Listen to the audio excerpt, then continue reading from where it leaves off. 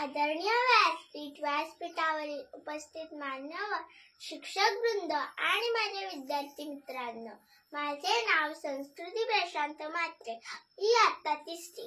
आज मी तुम्हाला लोकमान्य टिळकांबद्दल 2 शब्द सांगणार आहे। लोकमान्यांच्या कार्याची महती म्हणजे लोकांच्या अंतःकरणात स्वराज्याची भावना निर्माण करणे, देशभक्तीचे बीज पेरणे व नैतिक मूल्यांचे संवर्धन करणे अशी होते।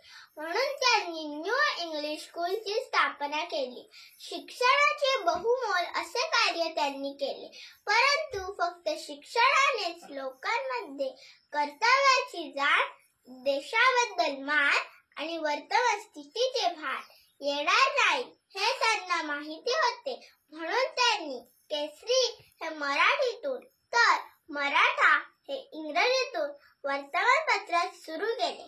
त्यांच्याजवळ असलेले सुवाच्य अक्षर, व्याकरणातील व भाषेवरील प्रभुत्व, परखड पण सत्य विचारसरणी, अन्यायाविरुद्ध प्रतिकार या गुणांमुळेच त्यांचे विचार लोकांना पटले।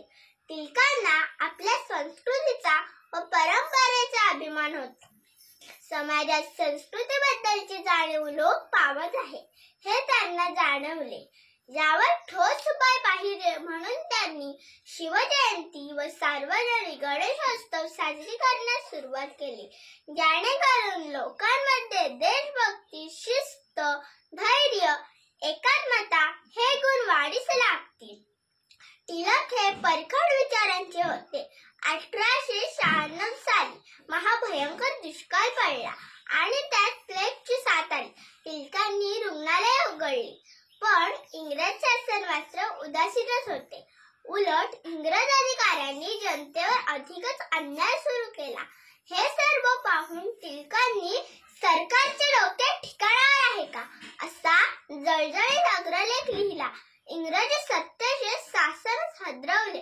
टिळकांविरुद्ध खटला भरण्यात आला आणि त्यांना तुरुंगात टाकले। तिथे त्यांनी आर्टिकल इन द वेदास हा ग्रंथ लिहिला। 24 मे 1908 साली त्यांच्यावर देशद्रोहाचा आरोप लावून त्यांना मंडालेच्या तुरुंगात टाकले। तिथे त्यांनी भगवद्गीतेवर भाष्य करणारा गीता रहस्य हा ग्रंथ लिहिला। तुरुंगातून सुटून आल्यावर टिळकांनी होम रूल चळवळ सुरू केली। होम म्हणजे घर आणि रूल म्हणजेच कायदा, म्हणजेच घरचा कायदा शेजारी आपल्या घराचा मालक बनू शकेल का? म्हणजेच जे स्वातंत्र्य इंग्लंडमधल्या नागरिकांना आहे तेच स्वातंत्र्य भारतातील नागरिकांना मिळाले पाहिजे हा संदेश देत ते गावोगावी फिरले। अन्यायाविरुद्ध लढणे हे त्यांचे ध्येय होते। जे काम करायचे ते मनापासून उत्कृष्ट करणे हा त्यांचा ध्यास होता। या गुणांमुळेच ते लोकमान्य झाले। 1 ऑगस्ट 1920 साली या महामेरूची प्राणज्योत मावळली। शेवटी एवढेच म्हणे, स्वातंत्र्य संग्रामाचे त्यांचे कर्तव्य असामान्य, असा हा युगपुरुष होणे नाही। तुम्हीच लोकमान्य, तुम्हीच लोकमान्य। जय हिंद, जय महाराष्ट्र।